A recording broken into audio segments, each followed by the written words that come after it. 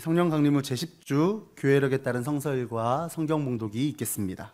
창세기 32장 22절에서 31절의 말씀입니다. 그 밤에 야곱은 일어나서 두 아내와 두 여종과 11아들을 데리고 야복나루를 건넜다. 야곱은 이렇게 식구들을 인도하여 개울을 건너보내고 자기에게 딸린 모든 소유도 건너보내고 난 다음에 뒤에 홀로 남았는데 어떤 이가 나타나 야곱을 붙잡고 동이 틀 때까지 씨름을 하였다. 그는 도저히 야곱을 이길 수 없다는 것을 알고서 야곱의 엉덩이 뼈를 쳤다. 야곱은 그와 씨름을 하다가 엉덩이 뼈를 다쳤다. 그가 날이 새려고 하니 놓아달라고 하였지만 야곱은 그에게 축복해 주지 않으면 보내지 않겠다고 때렸었다. 그가 야곱에게 물었다. 너의 이름이 무엇이냐? 야곱이 대답하였다. 야곱입니다. 그 사람이 말하였다. 네가 하나님과도 겨루어 이겼고 사람과도 겨루어 이겼으니 이제 네 이름은 야곱이 아니라 이스라엘이다. 야곱이 말하였다. 당신의 이름이 무엇인지 가르쳐 주십시오. 그러나 그는 어찌하여 나의 이름을 묻느냐 하면서 그 자리에서 야곱에게 축복하여 주셨다. 야곱은 내가 하나님의 얼굴을 직접 뵙고도 목숨이 이렇게 붙어있구나 하면서 그곳 이름을 브니엘이라고 하였다. 그가 브니엘을 지날 때에 해가 솟아올라서 그를 비추었다. 그는 엉덩이 뼈가 어긋났으므로 절뚝거리며 걸었다. 오늘 우리에게 주시는 주님의 말씀입니다. 아멘. 시편 17편 1절에서 7절 15절의 말씀입니다. 주님 나의 진실을 변호하여 주십시오. 이 부르짖는 소리를 들어주십시오. 거짓없이 드리는 나의 기도에 귀를 기울여 주십시오. 주님 친히 너는 죄가 없다고 판결하여 주십시오. 주님의 눈으로 공평하게 살펴보아 주십시오. 주님께서는 나의 마음을 시험하여 보시고 밤새도록 신문하시며 샅샅이 캐어보셨지만 내 잘못을 찾지 못하셨습니다. 내 입에서 무슨 잘못을 발견하셨습니까? 남들이 어찌했든지 나만은 주님께서 하신 말씀을 따랐기에 약탈하는 무리의 길로 가지 않았습니다. 내 발걸음이 주님의 발자취만을 따랐기에 그 길에서 벗어난 일이 없었습니다. 하나님, 내가 주님을 부르니 내게 응답하여 주십시오. 귀 기울이셔서 내가 아뢰는 말을 들어주십시오. 주님의 미쁘심을 크게 드러내 주십시오. 주님께로 피하는 사람을 오른손으로 구원하여 주시는 주님, 나를 치는 자들의 손에서 나를 건져 주십시오. 나는 떳떳하게 주님의 얼굴을 뵙겠습니다. 깨어나서 주님의 모습 배울 때에 주님과 함께 있는 것만으로도 내게 기쁨이 넘칠 것입니다. 오늘 우리에게 주시는 주님의 말씀입니다. 아멘. 로마서 9장 1절에서 5절의 말씀입니다. 나는 그리스도 안에서 참말을 하고 거짓말을 하지 않습니다. 내 양심이 성령을 힘입어서 이것을 증언하여 줍니다. 나에게는 큰 슬픔이 있고 내 마음에는 끊임없는 고통이 있습니다. 나는 육신으로 내 동족인 내 결애를 이해하는 일이면 내가 저주를 받아서 그리스도 안에서 끊어질지라도 달게 받겠습니다. 내 동족은 이스라엘 백성입니다. 그들에게는 하나님의 자녀로서의 신분이 있고 하나님을 모시는 영광이 있고 하나님과 맺은 언약들이 있고 율법이 있고 예배가 있고 하나님의 약속들이 있습니다. 족장들은 그들의 조상이요 그리스도도 육신으로는 그들에게서 태어나셨습니다. 그는 만물 위에 계시며 영원토록 찬송을 받으실 하나님이십니다. 아멘. 오늘 우리에게 주시는 주님의 말씀입니다. 아멘.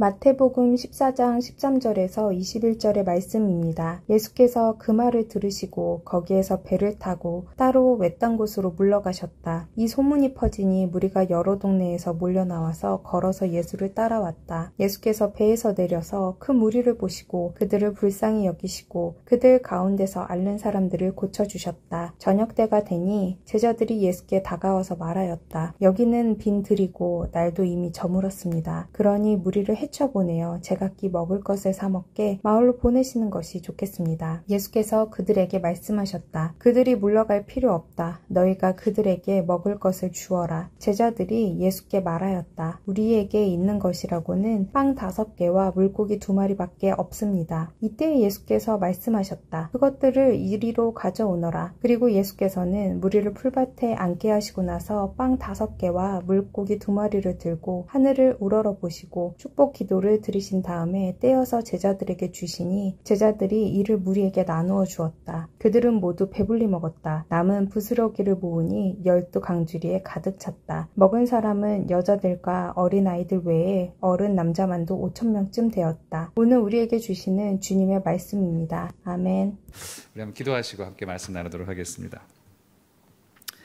사랑과 은혜가 많으신 하나님, 이제 주님의 말씀을 대하게 됩니다. 말씀 가운데 우리에게 귀한 말씀을 또 귀한 진리를 들려주시고자 하시는 주님의 깊은 마음 헤아리게 하시고, 주님이 이 시간 우리의 마음속에 감동 주실 때 우리가 그 감동을 받아 우리의 삶이 변할 수 있는 귀한 역사 일어나도록 하나님 도와주시옵소서.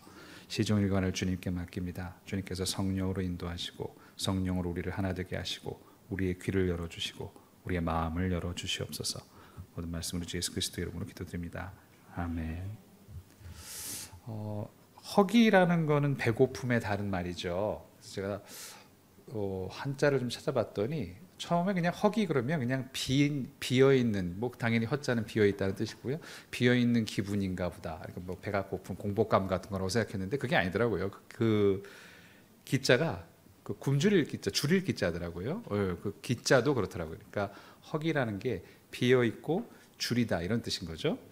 그 기자가 그러니까 기아할 때 그 기자도 이제 그 줄인다는 뜻인, 그 굶주린다라는 뜻의 기자고, 기아에서는 아자도 그렇게 그 둘 다 또 굶주린다는 뜻으로 쓰는 한자더라고요. 그러니까 사실 이제 이 허기라는 말은 이제 굶주린 거죠. 비어 있고 굶주린 상태인 거죠.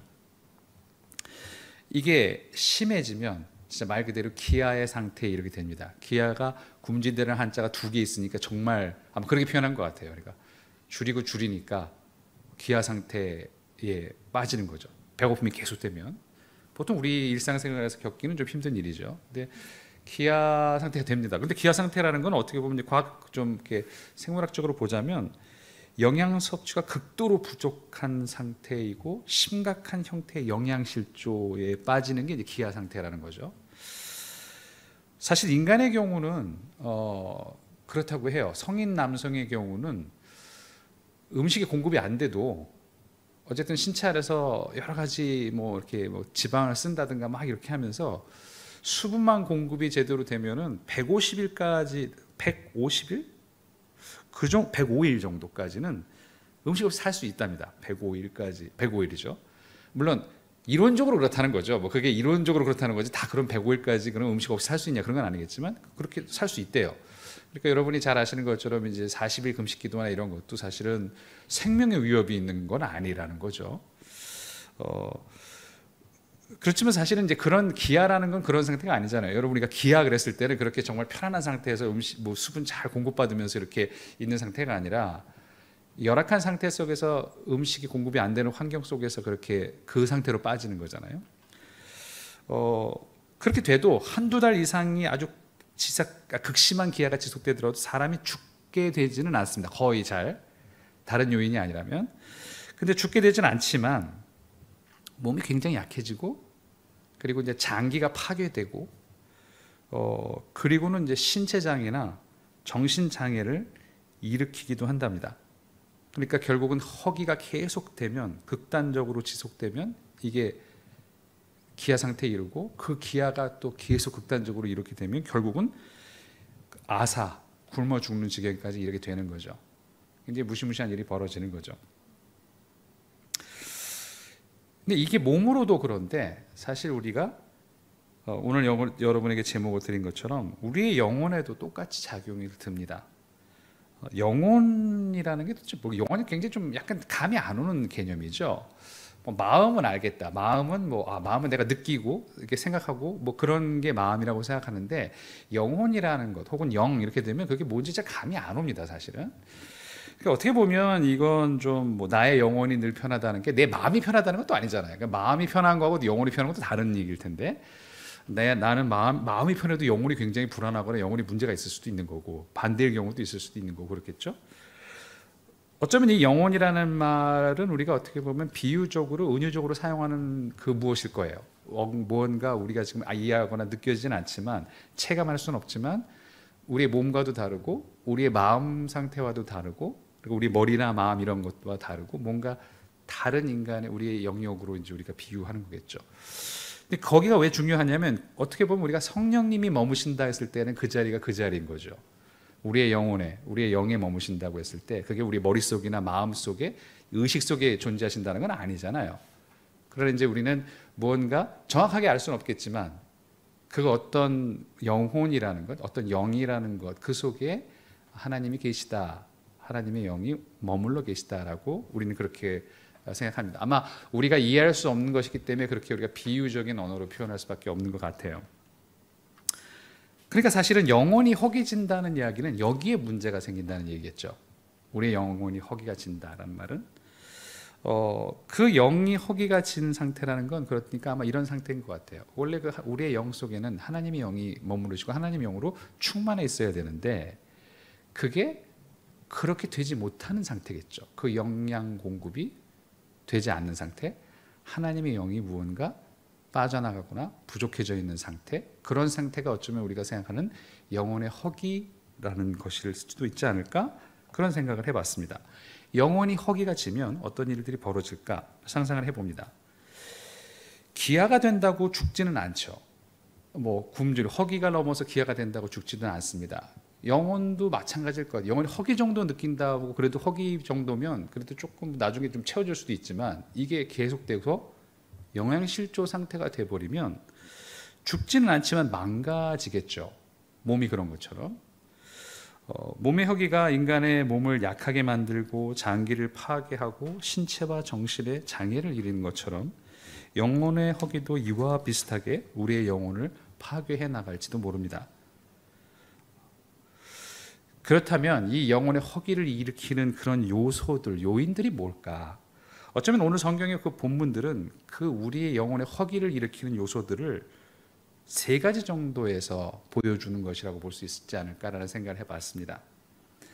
우리의 영혼의 허기를, 우리의 영혼을 배고프긴 상태로 만들어버리는, 그래서 기하에 빠질 수 있는 위험한 상태로 만드는 그 상황들이 뭘까? 첫 번째 이야기 속에서 창세기 본문 속에서 우리가 볼 수 있는 그 요인은 두려움입니다. 사실 야곱은 지금 굉장히 두려운 상태에 있죠. 무섭고 두려운 상태입니다. 왜 두려울까? 여러분이 이 내용은 너무 잘 아는 내용이잖아요. 결국 어쨌든 가서 뭐 형의 등을 쳐가지고 이렇게 결국은 뭐 장자권을 뺏어갔지만 그렇다고 뭐 장자가 된 것도 아니고 그래서 뭐 가서 라반한테 도망가서 삼촌한테 외삼촌한테 도망가서 거기서도 잔머리 써가지고 돈을 엄청 불려가지고 온 거예요. 왔는데 이게 오긴 왔는데 이게 이 상태에서 좀 어떻게 될지 모르는 상태입니다. 형은 지금 군대를 이끌고 뭐 사람들 이끌고 군인을 이끌고 뭐 온다고 하지 무장한 사람들을 이끌고 그러니까 뭐 다른 그 친구들을 먼저 다 보내놓고 자기 혼자 남아서 정말 너무 무서워서 하나님께 기도를 드립니다. 이게 왜 무섭냐? 사실은 이런 두려움인 것 같아요. 이게 뭐 그냥 보복을 당한다 이런 차원도 있겠지만 여지껏 자기가 이루어오는 모든 게 한순간에 송두리째 사라질 수 있는 상황인 거죠. 만약에 주식이 투자한다면 한 방에 다 넣었는데 한 방에 날아갈 수 있는 상황 같은 거죠. 다 빚도 끌어가지고 다 넣었는데 그 상상만 해도 무섭지 않겠습니까? 뭐 그러신 분들이 있지는 않겠지만 빚투하는 뭐 이런 느낌이죠. 다 이렇게 끌어서 다 넣었는데 그래서 다 가지고 왔는데 이게 진짜 한 방에 날아갈 수 있는 다 없어져 버릴 수 있는 상황인 거죠. 자기가 사랑하는 모든 사람들, 내가 애정했던 모든 것들, 물건들, 재산들, 사람 모든 게 다 일순간에 날아가 버릴 수 있는 그런 상황에 빠지게 됩니다. 그리고 결국은 목숨까지도 잃을 수 있다는 상황에 온 거죠. 이런 두려움은 당연히 우리의 충만한 영혼을 뒤흔들기에 충분합니다. 우리의 영혼으로부터 뭔가 중요한 것을 없어지게 만드는 게 되죠. 그렇게 영혼은 허기를 느끼게 되고 그게 깊어지면 망가지게 되는 거죠. 그 두려움이 사실은 우리도 그걸 겪는 두려움이긴 합니다. 이게 다 없어지면 어떨까?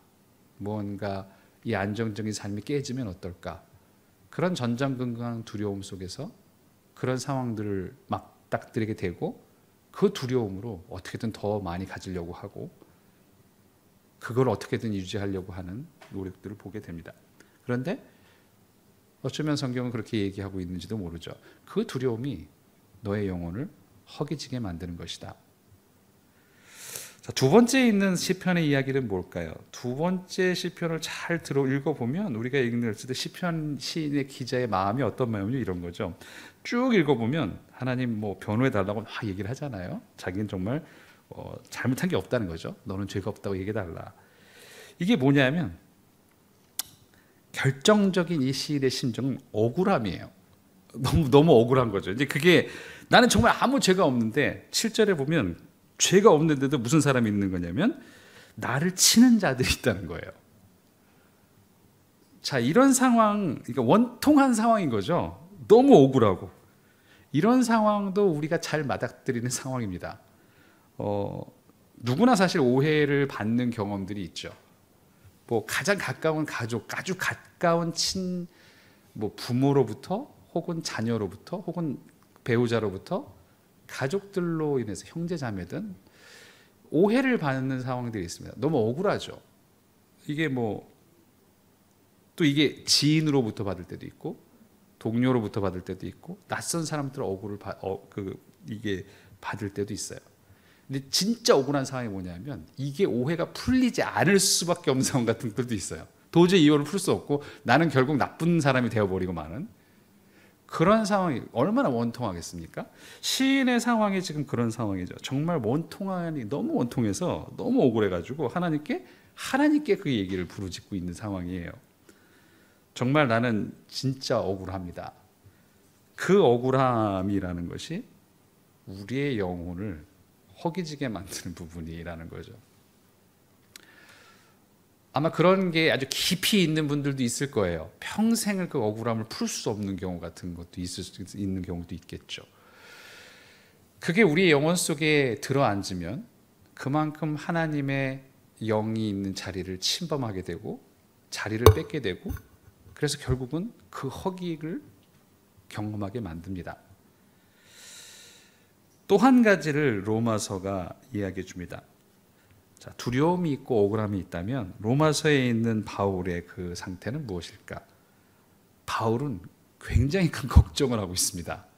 걱정이죠. 염려. 이 걱정 속에서 불안한 바울의 심정이 아주 여기 그대로 들어 있습니다. 자, 이제 이런 걱정이에요. 이제 자기가 전하는 복음으로 이방인들이 구원을 받기 시작합니다.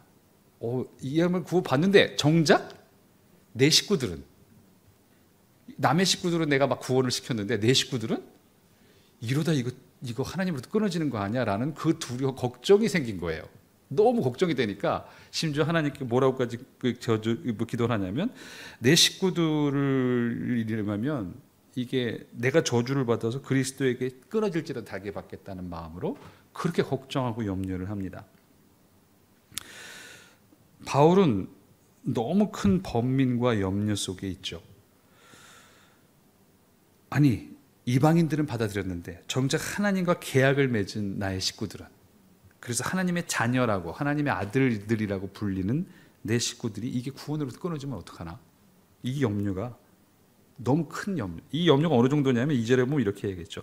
나에게는 큰 슬픔이 있고 내 마음에는 끊임없는 고통이 있습니다. 이런 상황도 우리는 잘 알고 있습니다. 무슨 일 때문에 끊임없이 걱정하고 염려하는 일들이 생기죠. 특별히 내가 사랑하는 사람들, 내가 사랑하는 것 때문에 그런 일이 벌어지는 경우가 많습니다. 바울의 경우가 그런 거죠. 내가 너무 사랑하는 나의 결의 동포, 식구가 뭔가 잘못되면 어떡하나라는 그 전전긍긍함이 아주 가득 차 있습니다. 그 걱정과 염려들이 어쩌면 우리 삶의 많은 부분들을 차지하고 있는 염려겠죠. 이것 역시 뭔가 우리의 영혼 속에서 하나님의 영의 자리를 밀어내는 것들이죠. 그 걱정으로 가득 차 있는 거죠. 두려움과 억울함, 그리고 이 걱정이야말로 영혼의 허기를 불러일으키는 근본적인 요소들인 것 같습니다.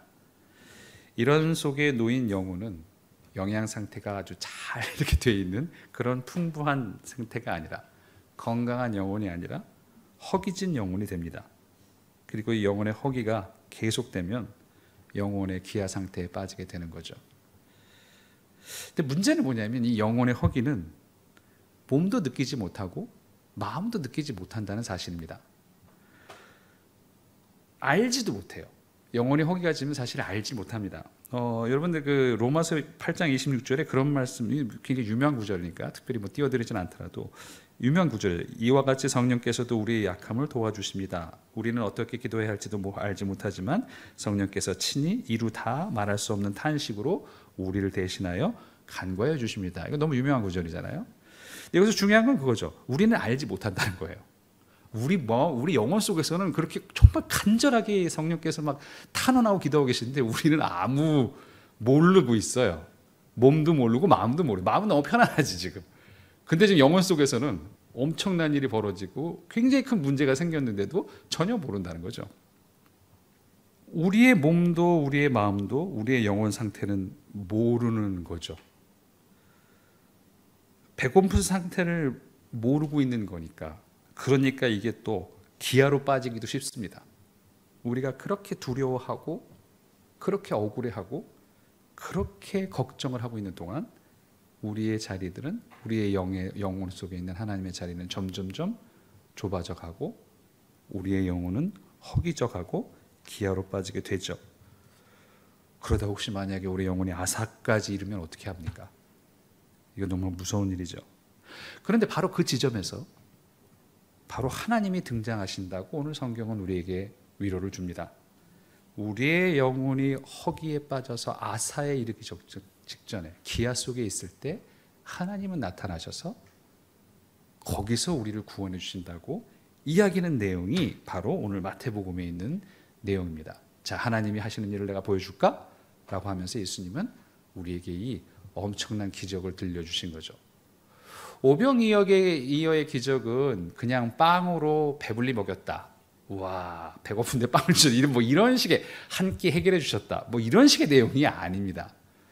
사실 물론 이제 우리의 물질적인 것도 채워주신다는 의미도 당연히 있겠지만 그러나 보다 근본적으로 여러분 이게 마태복음에 있어서 특별히 빵의 문제는 여러분 광야의 시험에서 등장했던 내용이었어요.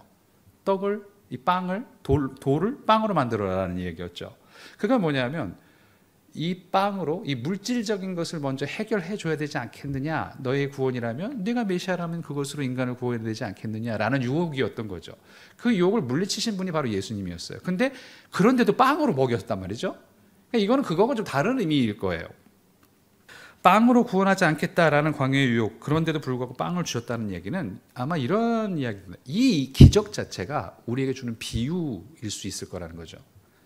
이 기적은 빵을 채워줄 거야. 너희들이 물질적인 걸 다 하나님이 채워주실 거야 라는 뜻이 아니라 하나님은 이 기아 상태에 있는 너희들을 언제든지 기적적으로 그것을 회복시켜 줄 수 있는 분이야 라는 기적을 하나님은 그런 분이라는 사실을 우리에게 알려주는 비유입니다.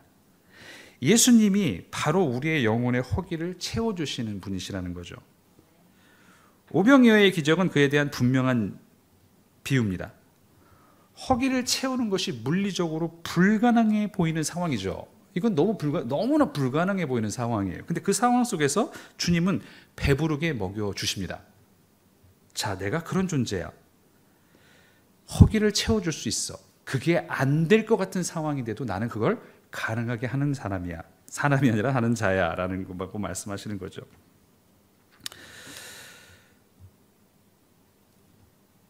우리의 영혼의 허기를 성령으로 기적적으로 채워줄 수 있는 유일한 분이 하나님이시라고 예수님 우리에게 들려주십니다. 두려움과 억울함과 걱정으로 무너져 내리는 우리의 영혼을 기적적으로 세우실 수 있는 분이 하나님이라고 성경은 예수님 우리에게 기적으로 말씀해 주십니다. 정말 그 무엇도 되살릴 수 없을 것 같고 죽을 것 같고 이미 죽은 것 같은 것임에도 불구하고 기적적으로 다시 살릴 수 있다라고 우리에게 말씀하시는 것이 이 오병이어의 기적입니다. 고작 몇 조각의 빵이지 않습니까? 고작 몇 부족의 빵인데도 불구하고 그걸로 몇천 명을 수천 명을 먹였다라는 게 먹일 수 있는 게 나다라고 라고 말씀하시는 것이 하나님이십니다. 내가 네 안에 나의 영을 부어 넣어 주었다. 네가 나를 고백하는 순간 내 영이 네 영 속에, 내 영혼 속에 있다. 내 걱정이 아무리 크고 내 두려움이 아무리 크고 내 억울함이 아무리 커서 다 몰아낸 것처럼 보일지라도 거기 단 한 조각의 나의 영혼이 남아있는 순간, 남아있는 만큼 남아있으니까 너희들의 영혼은 다시 회복될 수 있다 라고 하나님은 그렇게 우리에게 말씀해 주십니다. 마치 쩍쩍 갈라진 논 속에 정말 비라고는 일기예보에 아무것도 없는 그 눈바닥 속에 갑자기 나는 소나기 같은 단비를 내릴 수 있다라고 말씀해 주시는 거나 마찬가지죠. 그래서 우리는 희망을 가질 수 있습니다. 우리의 영혼은 언제든지 허기지겠죠. 우리의 삶은 늘 두려움이 우리의 삶을 압박할 것이고, 억울한 일들이 우리의 삶을 압박할 것이고, 걱정이 우리의 삶을 압박하겠죠. 그 모든 것 속에서 우리는 허기가 질 겁니다. 그런데도 모르겠고 내 영혼이 허기가 진 상태도 모르면서 마음은 걱정하고 몸은 하지만 영혼이 어떻게 되는지 모르는 상태에서 계속 허기가 지고 있겠죠. 때로는 반대로 너무 잘 돼서 허기가 질 수도 있죠. 모든 게 너무 잘 돼서 내 영혼이 허기가 질 수도 있겠죠. 그러나 그 상태에서 계속 허기져서 정말 죽을 것 같았겠지만, 그런데 나는 심지어 그것도 모르겠지만 그 순간에도 하나님은 역사하시는 분이라는 것을 여러분이 믿으셨으면 좋겠습니다. 사실 그렇잖아요. 하나님이 구원은 늘 그랬습니다. 왜 그런지 모르지만 구원하시는 거죠. 그리고 언제나 우리가 죽을 것 같은 상황에 등장하십니다. 왜 그런지는 모르겠지만 그분은 늘 등장해 주십니다. 그러니까 우리가 그것만 믿고 간다면 하나님은 등장해 주실 것이다. 하나님은 어느 순간에든 나타나신다. 하나님은 나의 영혼의 허기짐을 없애주실 것이다. 라는 것만 믿고 있다면 우리의 영혼은 마치 그 작은 빵 조각이 수천 명을 먹였던 것처럼 우리 마음속에 두신 성령님께서 우리를 위하여 그 일을 이루실 것을 여러분이 믿으시길 바랍니다. 우리의 어떤 상황에도 불구하고 우리의 영혼의 허기를 채우시는 주님을 믿으시며 오늘 하루도 용기를 가지시고 미래를 향해 걸어나가실 수 있는 저와 여러분 되시기를 주님의 이름으로 축원합니다. 기도하시겠습니다. 사랑과 은혜의 주님, 우리는 우리의 영혼이 얼마나 허기진지 모르고 있는 것 같습니다.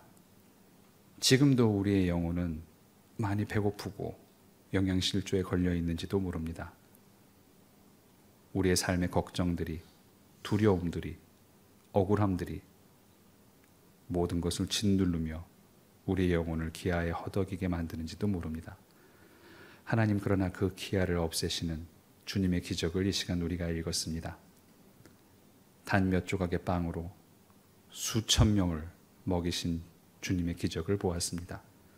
우리의 영혼을 되살릴 수 있으심을, 우리의 영혼을 허기로부터 건져질 수 있으심을 믿도록 인도하여 주시옵소서. 우리를 죽게 내버려 두시지 않는 하나님의 사랑을 믿도록 인도하여 주시옵소서. 그 사랑을 의지하여 살아갈 수 있도록 도와주시옵소서. 모든 말씀으로 주 예수 그리스도 이름으로 기도드립니다. 아멘.